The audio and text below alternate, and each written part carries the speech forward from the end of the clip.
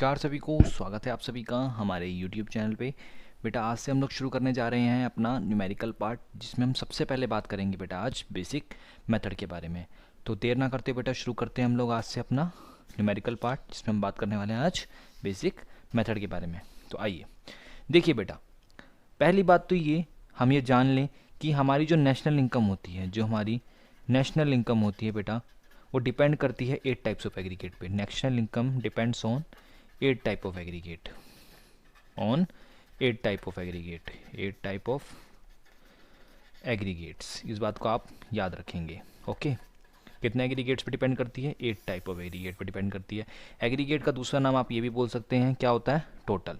देखो बेटा, जो एग्रीगेट्स होते हैं इन्हें दो पार्ट्स में डिवाइड कर सकते हैं हम लोग। पहला होता है आप लोगों का मार्केट प्राइस। क्या होता है? Market price. मार्केट प्राइस क्या होता है इसके बारे में आगे हम लोग डिस्कशन करेंगे बेटा, कि मार्केट प्राइस क्या होता है। और दूसरी तरफ होता है फैक्टर कॉस्ट, इसका नाम होता है फैक्टर कॉस्ट। याद रखेंगे आप लोग इसको। देखो बेटा, पहला होता है आप लोगों का जीडीपी एमपी, जिसका नाम होता है gross domestic product at market price, eight market price. Okay, second आप लोगों का होता है क्या? जीएनपीएमपी। जीएनपीएमपी का मतलब होता है gross national product, gross national product at market price. Okay, तीसरा आप लोगों का होगा एनडीपीएमपी। एनडीपीएमपी का मतलब होता है net domestic product at MP. MP लिख देता हूँ, आप लोगों को पता चल गया मार्केट प्राइस होता है एमपी। फोर्थ आप लोगों का होगा, फोर्थ बेटा आप लोगों का होगा एनएनपी एमपी। एनएनपी एमपी मतलब होता है बेटा आपका net national product at market price बेटा। ओके, कोई दिक्कत? आप लोग इसको नोट डाउन जरूर कर लीजिएगा। अच्छा, मैंने आप लोगों को 4 तो बता दिए एग्रीगेट्स, अब अगले 4 होते हैं आप लोगों के। एक होता है GDP FC. GDP same gross domestic product at, यहाँ पे क्या हो जाएगा? Factor cost. दूसरा यहाँ पे क्या हो जाएगा? GNP FC, gross national product at factor cost. तीसरा क्या हो जाएगा आप लोगों का? NDP FC, net domestic product at factor cost. अगला क्या हो जाएगा आप लोगों का? NNP FC, net national product at factor cost. मैं आप लोग को एक एक नंबर के लिए क्वेश्चन बता रहा हूँ। देखो, ये जो एनडीपीएफसी है आप लोग का, ये होती है डोमेस्टिक इनकम। कभी भी आपसे बोले कि आप लोगों को डोमेस्टिक इनकम दी हुई है, तो मतलब आप लोग क्या दिया होगा? एनडीपीएफसी। और दूसरा आप लोगों का इंपॉर्टेंट होता है नेशनल इनकम। एनएनपीएफसी का मतलब होता है नेशनल इनकम। बेटा अगर आपको पेपर में बोला जाए कि नेशनल इनकम दी हुई, तो आप लोग क्या दिया हुआ है? एनएनपीएफसी। ठीक है, इस बात को आप लोग याद रखिएगा। तो आप लोग जल्दी से नोट डाउन कर लो, या तो फिर इसका एक स्क्रीनशॉट ले लो। ओके, तो देखो बेटा, नेक्स्ट टॉप पॉइंट जो हम लोग अभी पढ़ने वाले हैं वो पढ़ेंगे बेटा ग्रोस और नेट के बीच का रिलेशन कैसा रहता है भाई। ग्रोस और नेट के बीच में बेसिकली बेटा आता है आपका डेप्रीशिएशन। मतलब दोनों को जो अलग करता है वो क्या होता है? डेप्रीशिएशन। ग्रोस और नेट के बीच में जो डिफरेंस है वो क्या है? डेप्रीशिएशन। इस बात को आप लोग याद रखिएगा। ओके, इस बात को आप लोग याद रखिएगा। अगर मान लो आपको ग्रोस से नेट की तरफ जाना है, अगर आपको ग्रोस से नेट की तरफ जाना है तो आपको डेप्रिसिएशन माइनस करना पड़ेगा। अगर आपको नेट से ग्रोस की तरफ जाना है तो आप लोगों को डेप्रिसिएशन क्या करना पड़ेगा? प्लस करना पड़ेगा। इस बात को आप लोग याद रखिएगा। अच्छा, ग्रोस होती है आपकी टोटल वैल्यू, जिसके अंदर हम लोग डेप्रिसिएशन को देखते नहीं हैं। ठीक है, और दूसरी तरफ आता है आप लोगों का क्या? नेट, जिसके अंदर हम डेप्रिसिएशन को माइनस कर देते हैं। मतलब ग्रोस होती है टोटल। ठीक है, अगर उस टोटल में से अगर हम रेगुलरली डेप्रिसिएशन माइनस कर दे तो आपको क्या मिल जाएगा? नेट। ठीक है, इस पॉइंट को आप लोग याद रखिएगा। क्या बताया मैंने अभी आपको? बताइए बताइए, ग्रोस क्या होता है? जिसके अंदर हम लोग डेप्रिसिएशन को नहीं देखते, जिसके अंदर हम लोग डेप्रिसिएशन को नहीं देखते। ठीक है, लेकिन जब हम नेट की बात करते हैं तो हम लोग चेक करते हैं कि एक्चुअल एडिशन कितना हुआ हमारे कैपिटल स्टॉक के अंदर। ठीक है, हम जब नेट की बात करते हैं तो हम लोग क्या देखते हैं कि एक्चुअल एडिशन कितना हुआ हमारे टोटल स्टॉक के अंदर। ठीक है, तो उसमें हम क्या करते हैं? डेप्रिसिएशन को माइनस कर देते हैं। ओके, और जब कभी भी हमें नेट से ग्रोस निकालना होगा तो हम लोग क्या करेंगे? देखिए मैं लिखवाता हूँ आप लोगों को यहाँ पे। देखिए, आप लोगों को बोला जाए कि ग्रोस निकालना है आप लोगों को, तो आप लोग क्या करेंगे? नेट प्लस में डेप्रिसिएशन कर देंगे। ओके, कोई दिक्कत इसके अंदर? अगर आप लोगों को बोला जाए आप लोगों को नेट निकालना तो आप लोग क्या कर देंगे, ग्रॉस माइनस में डेप्रिसिएशन कर देंगे। अगर आप लोगों से बोला जाए कि आप लोग डेप्रिसिएशन बताइए तो आप लोग डेप्रिसिएशन कैसे निकाल सकते हैं, ग्रॉस माइनस में नेट करके निकाल सकते हैं। कोई दिक्कत इसके अंदर तो आप बताइए। आप लोगों को यहाँ पे पहली इक्वेशन आप लोगों को पता चल चुकी है। डन बेटा, कोई दिक्कत इसके अंदर आप लोगों को तो बताइए। देखिए बेटा, अब बात कर लेते हैं हम लोग कि डेप्रिसिएशन होता क्या है। डेप्रिसिएशन बेटा होता क्या है? डेप्रिसिएशन बेटा क्या होता है, डेप्रिसिएशन क्या होता है इसके बारे में अगर हम बात करें तो पहली बात तो ये कि इसका दूसरा नाम क्या होता है, डेप्रिसिएशन का दूसरा नाम क्या होता है। ठीक है, तो बेटा इसका दूसरा नाम होता है आप लोगों का consumption of fix capital. Consumption of fix capital, consumption of fix capital इसका दूसरा नाम बेटा होता है। इसको आप लोग याद रखेंगे। डन। अच्छा, दूसरा कि ये होती क्या है, डेप्रिसिएशन होता क्या है, आसान भाषा में जाने तो डेप्रिसिएशन होता क्या है बताइए। डेप्रिसिएशन बेसिकली बेटा होता है आप लोगों का loss in the value of asset. Loss in the value of, loss in the value of, लिखिए एक बार, loss in the value of asset आपकी। इस बात को आप लोग याद रखेंगे, loss in the value of assets. जो आपके फिक्स एसेट्स होते हैं उनकी जो वैल्यू में गिरावट आती है वही क्या होता है आप लोगों का डेप्रिसिएशन होता है बेसिकली, आसान भाषा में। अच्छा, इसके कारण क्या क्या होते हैं आप लोगों के डेप्रिसिएशन के, पता है आप लोगों को ये बात? डेप्रिसिएशन के बेटा कुछ कारण होते हैं जिनको अभी मैं आप लोगों को बताता हूँ। देखो भाई बेटा, बेसिकली 3 कारण होते हैं इसके, बेसिकली इसके 3 कारण होते हैं। रीजंस क्या होते हैं यहाँ पे लिखता हूँ मैं आप लोगों के लिए, रीजंस क्या होते हैं यहाँ पे। बेसिकली बेटा यहाँ पे 3 कारण होते हैं आप लोगों के। पहला होता है आप लोगों का normal wear and tear, normal wear and tear, normal wear and tear. अगर मैं इसकी बात करूं आप लोगों से बेटा तो इसमें क्या होता है आप लोगों का समय के साथ, पता है क्या होता है? देखो एक बार आप एक चीज़ बताओ, एक कंपनी एक मशीन खरीद के लाई है कपड़ा बनाने की, है टी शर्ट्स बनाने की, तो बताओ समय के साथ उसकी जो प्रोडक्टिव कैपेसिटी है, टी शर्ट्स बनाने की जो कैपेसिटी है वो घटेगी नहीं घटेगी? आज वो 1000 यूनिट्स प्रतिदिन बना देती है एक मशीन, 10 साल बाद क्या वो 1000 यूनिट ही बनाएगी? नहीं, थोड़ी सी कमी होगी। आप अपने घर में एक स्कूटी भी लाते हो तो जब वो ज़्यादा पुरानी हो जाती है तो उसकी माइलेज भी तो कम हो जाती है ना, तो वही पॉइंट आता है नॉर्मल वेयर एंड टीयर के अंदर। ठीक है, सेकंड आता है आप लोगों का पैसेज ऑफ टाइम। देखो समय बदलता है, समय चेंज होता है, तो क्या होता है कि वैल्यू में थोड़ा बहुत गिरावट आती ही आती है।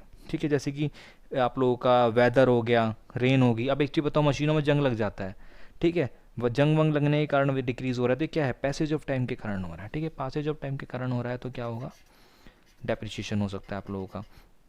तीसरा आप लोगों का आएगा बेटा इसके अंदर पॉइंट क्या, तीसरा पॉइंट आप लोगों का रहेगा इसके अंदर expected obsolescence.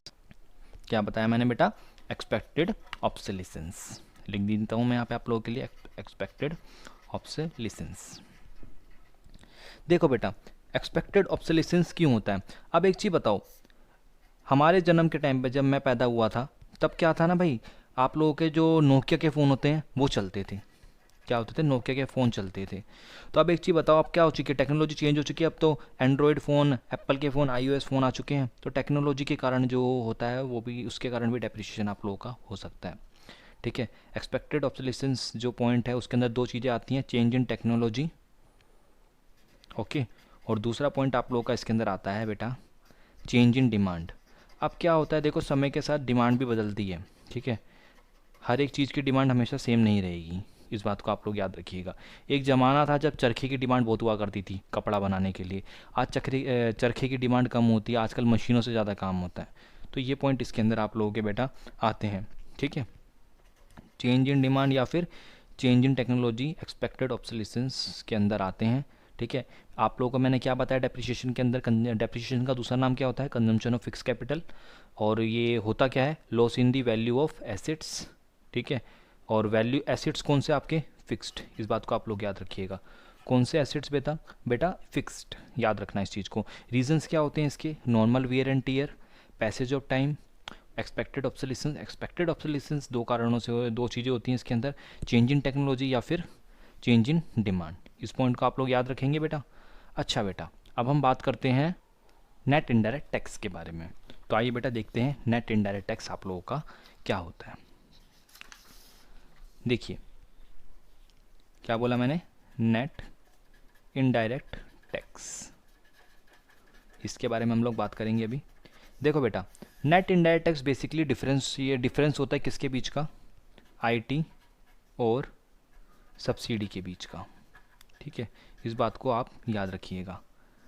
Okay, net indirect tax क्या होता है आप लोगों का, आईटी माइनस सब्सिडी। मतलब यहाँ पे आसान भाषा में लिख देता हूँ, difference between indirect tax and subsidy, ठीक है। अब इसकी जो डेफिनेशन है बेसिकली कह रही है इनडायरेक्ट टैक्स और सब्सिडी का डिफरेंस होता है। अब इसकी डेफिनेशन को अच्छे से समझने के लिए आप लोगों को समझना पड़ेगा कि इनडायरेक्ट टैक्स क्या होता है। इनडायरेक्ट टैक्स क्या होता है, देखो बेटा, जो इनडायरेक्ट टैक्स होता है गवर्नमेंट लगाती है, ठीक है, गवर्नमेंट लगाती है। जैसे आपने जीएसटी सुना है ना, सुना है जीएसटी। जीएसटी क्या होता है, आप लोग होते हो, ठीक है, दुकानदार के पास जाते हो, सामान खरीदते हो, ठीक है, सामान खरीदते हो, पैसे देते हो उसको, है ना, आप जीएसटी भरते हो, उसको जीएसटी का पैसा देते हो, ये क्या करता है, आगे जमा करता है, ठीक है। मतलब आपके बिहाफ पे कोई और जमा कर रहा है ना इसको, बताइए, आप पे लग रहा है लेकिन जमा इसको गवर्नमेंट के पास कोई और कर रहा है ना, हाँ या नहीं। मैं मानता हूँ आप मानते हो नहीं मानते इस चीज़ को। जीएसटी क्या होता है, जीएसटी आप किसी दुकान पे जाते हो, जमा करते हो, सामान खरीदते हो, उसके पास ही रख देते हो आप जीएसटी, और वो क्या करता है, जीएसटी को आगे जमा करता है, ठीक है। इस बात को आप लोग याद रखिएगा। तो ये क्या होता है, इनडायरेक्ट टैक्स होता है, लगता किसी और पे है, जमा कोई और करता है, ठीक है, इसको याद रखिएगा। देखो भाई, इनडायरेक्ट टैक्स क्या होता है, इम्पोज्ड कौन करता है, ये गवर्नमेंट, इस बात को याद रखिएगा, इम्पोज्ड बाय गवर्नमेंट। किस पे लगाया जाता है, ऑन प्रोडक्शन, ठीक है, ये प्रोडक्शन पे लगाया जाता है, साथ ही साथ ये सेल पे भी लगाया जाता है, ठीक है, ऑफ, बताइए किस पे लगता है ये। जीएसटी का नाम क्या था, जीएसटी का नाम क्या था, गुड्स एंड सर्विसेज, याद रखिएगा, गुड्स एंड सर्विसेज। ओके, देखिए, impose by government on the production of sale, production and sale of goods and services. Indirect tax क्या होता है, इम्पोज करती है गवर्नमेंट किस पे, सेल और प्रोडक्शन के ऊपर, गुड्स और सर्विसेज के, याद रखेंगे आप लोग इसको। आइए बेटा, सेकंड पॉइंट जो आया था हमारा इसके अंदर, सब्सिडी। सब्सिडी क्या होता है बेटा, देखो बेटा, सब्सिडी क्या होता है, देखो बेटा, गवर्नमेंट क्या करती है, कभी कभी देश के भले के लिए, देश के लोगों के भले के लिए कुछ चीज़ों को सस्ता कर देती है, ठीक है, कुछ चीज़ों में आप लोगों को बेनिफिट देती है, ठीक है। कभी आप लोगों ने देखा होगा, सिलेंडर होता है आप लोगों का, सिलेंडर आप लोगों को कम कीमत पे मिलता है, उसकी कीमत ज़्यादा होती है लेकिन आप लोगों को मिलता कम पे। मान लो 900 रुपये का सिलेंडर है तो आपको 700 रुपये का पड़ रहा है। ये जो 200 रुपये का डिफरेंस है, ये क्या है, सब्सिडी है बेटा, इस चीज़ को याद रखिएगा। ये गवर्नमेंट किसको देती है, फर्म्स को देती है, हाउस होल्ड को देती है। क्यों देती है, मोटिव ऑफ जनरल वेलफेयर। देखो यहाँ पे लिख देता हूँ, गिवन बाय गवर्नमेंट, ठीक है, कौन देती है, गवर्नमेंट देती है। किसको देती है, फर्म्स, प्रोडक्शन यूनिट्स को भी दे सकती है, या फिर किसको दे सकती है, हाउस होल्ड को देती है, आप जैसे लोगों को सिलेंडर पे देती है, ठीक है। और क्यों देती है आप लोगों को, विद मोटिव, क्यों देती है, देश के भले के लिए, जनरल वेलफेयर के देती है आप लोगों को, मोटिव ऑफ जनरल वेलफेयर। इस बात को आप लोग याद रखिएगा कि हमारे देश के लोग खुश रहें, ठीक है, हमारे देश के लोगों का भला हो, इसीलिए गवर्नमेंट क्या करती है, आप लोगों को सब्सिडीज़ देती है। अब एक चीज़ बताइए, आप लोगों ने सुना होगा कि जो इलेक्ट्रिक व्हीकल्स है, इलेक्ट्रिक बाइकें हैं, उन लोगों को, उन चीज़ों को खरीदने पर दिल्ली गवर्नमेंट क्या दे रही है, आप लोगों को सब्सिडी दे रही है। अब एक चीज़ बताइए, सब्सिडी की आपको ही मिल रही है, नहीं, फर्म्स को भी मिल रही है, जो ये व्हीकल्स बना रहे हैं उनको भी, आप लोग उनको भी सब्सिडी मिल रही है, ठीक है, टैक्सेस पे। और साथ ही साथ अगर आप खरीद रहे हैं 1.5 लाख की अगर वो बाइक है आप लोगों की बैटरी वाली, तो आप लोगों को 1,30,000 की मिल रही है, 20,000 रुपये की आपको क्या मिल रही है, सब्सिडी मिल रही है ना। क्यों दे रही है गवर्नमेंट, देश का भला हो, एनवायरनमेंट अच्छा हो हमारे देश का, है ना, पेट्रोल और डीजल और सीएनजी पे हमारी डिपेंडेंस थोड़ी सी कम हो जाए, है ना, तो इसलिए गवर्नमेंट दे रही है, देश के भले के लिए तो दे रही है। आप लोग खुश रहें, आगे जाके एनवायरनमेंट को ज़्यादा नुकसान पहुंचाएंगे तो आप लोगों को आगे जाके दिक्कत ही होगी। तो ये पॉइंट यहाँ पे आता है बेटा, तो सब्सिडी इसीलिए गवर्नमेंट देती है आप लोगों को। नेक्स्ट पॉइंट देख लेते हैं बेटा एक बार हम लोग। इसमें हम लोग बेटा देखेंगे मार्केट प्राइस के बारे में, कि मार्केट प्राइस क्या होता है और फैक्टर कॉस्ट क्या होती है, इसके बारे में हम लोग अभी बेटा बात करने वाले हैं। अच्छा, आप लोगों को वैसे तो पता होगा मार्केट प्राइस क्या होता है, फैक्टर कॉस्ट क्या होती है, आई होप कि पता है आप लोगों को, ये मैं मान लेता हूँ, लेकिन फिर भी मैं आप लोगों को करा रहा हूँ। देखो बेटा, मार्केट प्राइस क्या होता है, जो प्राइस, जिस प्राइस पे मार्केट में आपको चीज़ें मिलती हैं। मान लीजिए आप ब्रेड खरीदने के लिए जा रहे हैं, आप लोगों को ब्रेड का पैकेट 15 रुपये का पड़ रहा है, तो वो क्या है, उसका मार्केट प्राइस है, ठीक है। तो ये लिख सकते हैं हम लोग, price at which, market price क्या होता है, price at which product sold in market, ठीक है, जिस प्राइस पे मार्केट में वो सोल्ड होता है उसी को क्या कहते हैं हम लोग, मार्केट प्राइस कहते हैं। और दूसरी तरफ हमारी जो फैक्टर कॉस्ट होती है, फैक्टर कॉस्ट क्या होती है बेटा, बेसिकली मैंने आपको बताऊं तो ये क्या होती है, amount paid two factor of production.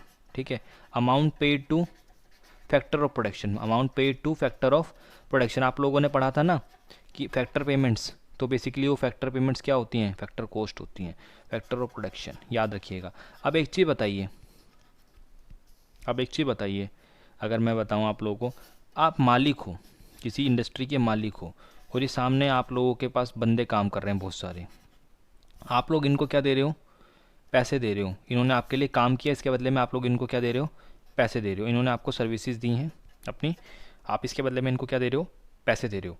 आपके लिए क्या होगा ये, फैक्टर कॉस्ट है ना, या फिर फैक्टर पेमेंट जो आप लोग दोगे इनको। ठीक है, इनके लिए क्या होगा, ये फैक्टर इनकम होगा। ठीक है, तो ये पॉइंट याद रखिएगा आप लोग। फैक्टर कॉस्ट क्या होता है, amount paid two factor of production. जो अमाउंट आप लोग फैक्टर प्रोडक्शन को देते हैं वही क्या होती है, फैक्टर कॉस्ट होती है। याद रखेंगे बेटा इस चीज़ को आप लोग।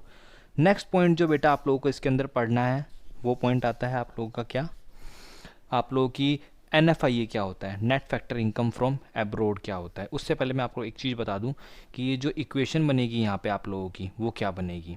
देखिए अभी अभी मैंने क्या बताया था, NIT क्या होता है आप लोगों का, बताइए। IT माइनस में सब्सिडी, IT माइनस में सब्सिडी, IT माइनस में बेटा सब्सिडी। ये पॉइंट आप याद रखेंगे इस चीज़ को, कोई दिक्कत इसके अंदर। देखिए बेटा अब मैं आपको बताता हूँ इक्वेशन यहाँ पे आपकी क्या बनेगी। इससे पहले मैं आप लोगों को एक इक्वेशन सिखा चुका हूँ, अब एक नई इक्वेशन मैं आप लोगों को बता रहा हूँ। देखो बेटा इसके अंदर क्या होगा, देखो कभी कभी क्या होता है, मार्केट प्राइस, एक चीज़ बताइए, कभी कभी क्या, हमेशा ही ऐसा होता है, मार्केट प्राइस क्या होती है, फैक्टर ऑफ प्रोडक्शन को जो पैसा दिया जा रहा है वो भी होगा, साथ ही साथ NIT भी होता है इसके अंदर। NIT क्या होता है, IT माइनस में सब्सिडी। ये पॉइंट आप लोग याद रखेंगे। ओके, मार्केट प्राइस किसके बराबर होता है, इसके। अगर आप लोगों से बोला जाए कि फैक्टर कॉस्ट निकालिए तो आप लोग कैसे निकाल सकते हैं, मार्केट प्राइस माइनस में नेट इनडायरेक्ट टैक्स। आप लोगों से कभी बोला जाए नेट इनडायरेक्ट टैक्स बताइए तो आप लोग क्या कर सकते हैं, मार्केट प्राइस माइनस में फैक्टर कॉस्ट कर सकते हैं, कोई दिक्कत इसके अंदर। आपने ये सेकंड चीज़ भी सीख ली। डन बेटा, अब हम बात करेंगे net factor income from abroad की। Net factor income from abroad, income from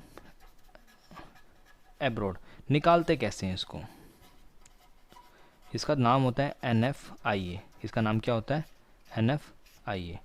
okay, देखो बेटा इसके अंदर दो चीज़ें आती हैं आपको। ठीक है, ये डिफरेंस होता है बेसिकली, ये भी क्या होता है, एक डिफरेंस होता है। किसका डिफरेंस होता है अगर आपसे पूछा जाए, पहला इसमें डिफरेंस जो होता है ये होता है factor income earned from abroad, factor income earned from abroad. ठीक है, माइनस में, चलो एंड लिख देता हूँ यहाँ पे आसान हो जाएगा, factor income paid to abroad, factor income paid to abroad. इस बात को आप लोग याद रखिएगा। NFIA अगर आपसे कोई बोले कि NFIA क्या है, ठीक है, तो आप लोग बोलेंगे क्या, डिफरेंस होता है किसका, factor income earned from abroad.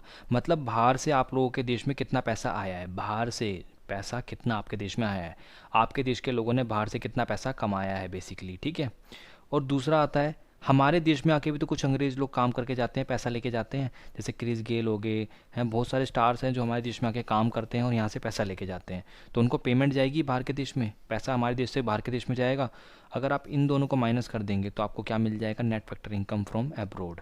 कभी कभी क्या होगा बेटा, आप लोगों को कभी 2 दिया हुआ होगा, कभी कभी क्या होगा पेपर के अंदर आप लोगों को नेट फैक्टर इनकम 2 एब्रोड दिया होगा, तो आप लोगों को फॉर्मूले के अंदर पुट करके देखना है कि माइनस में आएगा या प्लस में आएगा। ठीक है, आप लोग हमेशा ध्यान रखिएगा इस चीज़ को। ठीक है, net factor income from abroad क्या होता है, डिफरेंस होता है किसका, अर्निड फ्रॉम एब्रोड माइनस में पेड टू एब्रोड। ओके, चलिए बेटा नेक्स्ट पॉइंट अभी हम देखते हैं। इसके बाद जो आखिरी क्वेश्चन आपको देखनी है वो क्या है, देखो मैंने यहाँ पे फिर से आपको लोगों को नेशनल इनकम डोमेस्टिक इनकम नहीं बताया। देखो नेशनल इनकम, अगर मैं बात करूँ नेशनल इनकम बोलो चाहे नेशनल प्रोडक्ट बोलो एक ही नाम है। ठीक है, तो बेसिकली इसमें क्या आती है, देश में कमाया हुआ पैसा प्लस में बाहर कमाया हुआ पैसा। बाहर कमाए पैसे का मतलब होता है आप लोगों का यहाँ पे NFIA, जो अभी अभी आपको मैंने बताया net factor income from abroad.